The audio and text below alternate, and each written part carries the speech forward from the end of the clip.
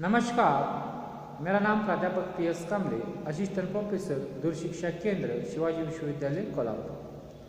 आज हम BA भाग 2 ऐच्छिक हिंदी प्रश्न पत्र क्रमांक 6 सत्र 4 पे कितने प्रश्न करूँ खंड काव्य जो है इस खंड काव्य के उद्देश्य और शीर्षक पर चर्चा करेंगे। कितने प्रश्न करूँ खंड काव्य का उद्देश्य। साहित्य में हित का भाव होता है। हम सभी जानते हैं जो भी साहित्य लिखा जाता है वो कुछ न कुछ उद्देश्य लेकर उसमें हित भाव यानी कि सबका हित हो, कल्याण हो, ये भाव महत्वपूर्ण होता है। संस्कृत में कहा गया है साहित्य से भाव साहित्यम, अर्थात साहित्य में सामाजिक हित निहित होता है। साहित्य में सामाजिक हित निहित होता है। साहित्य के सभी प्रकारों के उद्देश्य की तरह खंड काव्य का उद्देश्य भी महान होता है। खंड काव्य का उद्देश्य महान होता है। जीवन के आदर्श और सत्प्रवृत्तियों का प्रकाशन इसका उद्देश्य होता है। कितने प्रश्न करूं खंड काव्य का उद्देश्य भी महान है।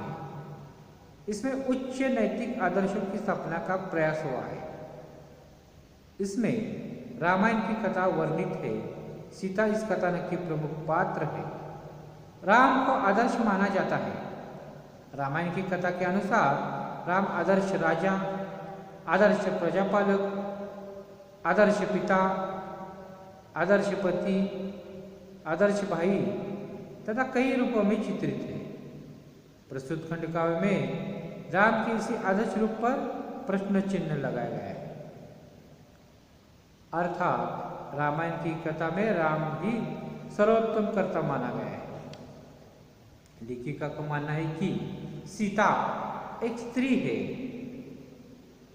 सीता विवाह करने के पश्चात अपना घर छोड़कर पति के घर चली आती है।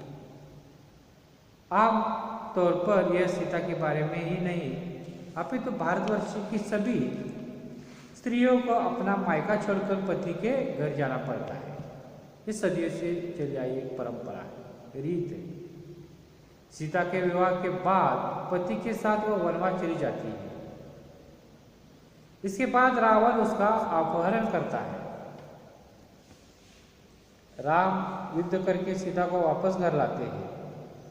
लोक वार्ता को सुनकर राम सीता को निष्कलंक साबित करने के लिए अग्नि परीक्षा का आयोजन करता है।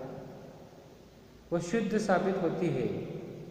सीता को राम द्वारा निर्वासित किया जाता है। सीता गर्भावस्था में होकर भी वाल्मीकि ऋषि के आश्रम में अपने दिन काटती है।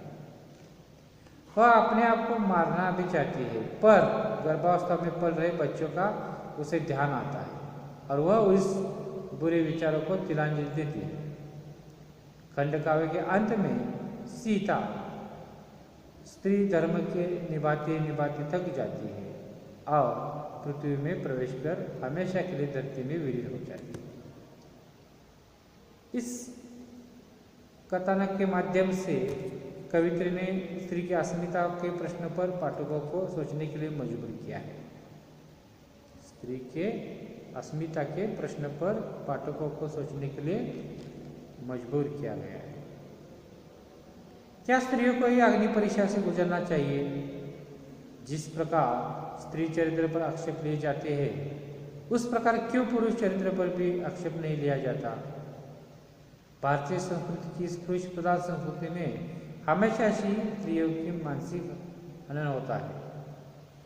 हमेशा ही स्त्रियों का मानसिक हनन होता है। यह स्थिति समाज हित के लिए घातक है। इसलिए सीता ने राम से अनगिनत प्रश्न किए। इस प्रश्नों में स्त्री के आंतरिक पीड़ा को व्यक्त किया गया है। स्त्री के आत्मसम्मान की रक्षा होनी चाहिए। तो पुरुष की अनुगामिनी, प्रेमिका, पत्नी और पुरुष के बच्चे की माँ जरूर है, लेकिन इसलिए उसके साथ गुलामों जैसा व्यवहार नहीं किया जाना चाहिए। कवित्री कहते हैं स्त्री के आत्मसम्मान की रक्षा होनी चाहिए।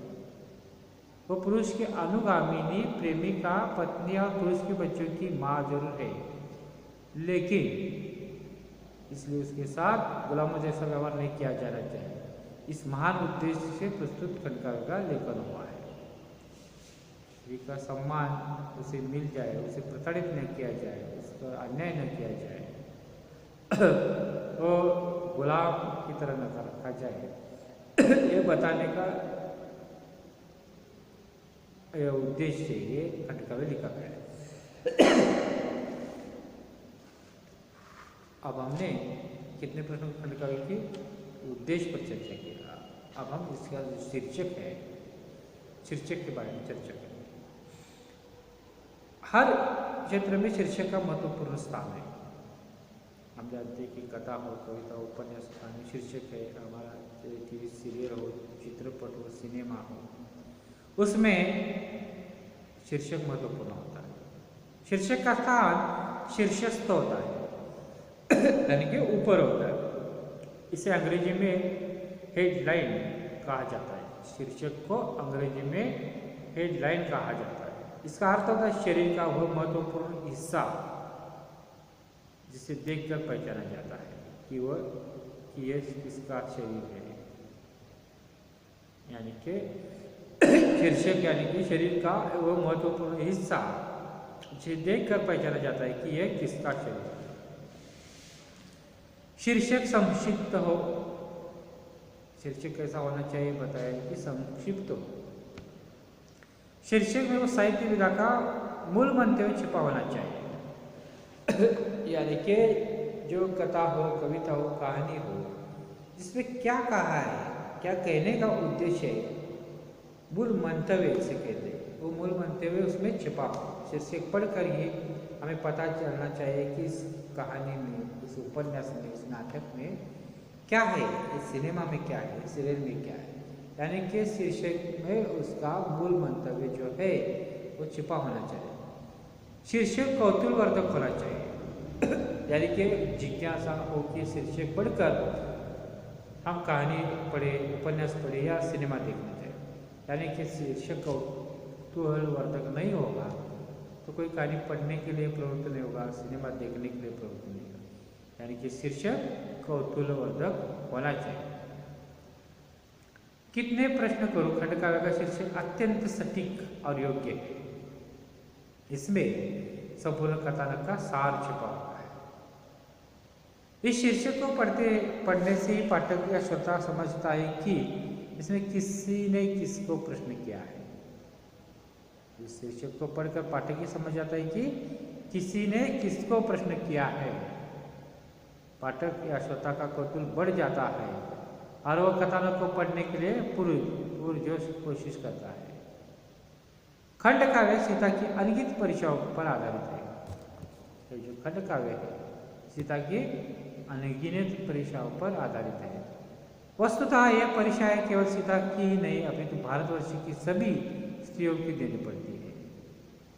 ये जो परीक्षा सीता देती है भारतवर्ष के हर नारी को, हर स्त्री को देनी पड़ती है, ऐसी कवित्री कहते हैं। कवित्री ने सीता को प्रमुख चरित्र बनाकर सामायिक नारी के दृष्टिकोण से पवित्रता संबंधी पुरुष पक्षी अवधारणा पर प्रश्न चिन्ह लगाया है। इसमें 5 प्रसंग है। इस जो खंडकाव्य है इसमें 5 प्रसंग: विवाह, अपहरण, अग्नि परीक्षा, निर्वासन और पृथ्वी प्रवेश। इसमें कवित्री ने नर नारी संबंध के संदर्भ में कर्तव्यों एवं अधिकारों में समानता की पक्षधर जारी की है। नर नारी के संबंधों में समानता की उन्होंने मांग की है। लोग निर्णय को ठुकराकर दोबारा अग्नि परीक्षा से सीता साफ इनकार करती है। कविता की निम्नलिखित पंक्तियां इसका विवरण देखने को मिलता है। अपवित्र सिर्फ नारी ही, अपवित्र सिर्फ नारी ही होती क्या है जीवन में? क्या पुरुष पान कर आता पावनता का गुट्ठी में? इस प्रकार स्त्री की कमजोरी का फायदा उठाने वाली इस संस्कृति में सीता कई प्रश्न करती है। प्रस्तुत खंडकाव्य में सीता की आंतरिक पीड़ा एवं छटपटाहट साफ दिखाई देती है। सीता द्वारा उच्चारित आंतरिक प्रश्नों का समूह प्रस्तुत खंडकाव्य में चित्रित है। संपूर्ण कथा वस्तु तथा खंडकाव्य का उद्देश्य आदि सभी शीर्षक से समाहित है। इस प्रकार प्रस्तुत खंडकाव्य शीर्षक सार्थक दृष्टि से पूर्ण रूप से सही और योग्य है तथा औचित्यपूर्ण है। इस प्रकार आज के इस वीडियो में हमने कितने प्रश्न गुरुखंड का उद्देश्य और शीर्षक पर चर्चा की। तो इसके साथ धन्यवाद।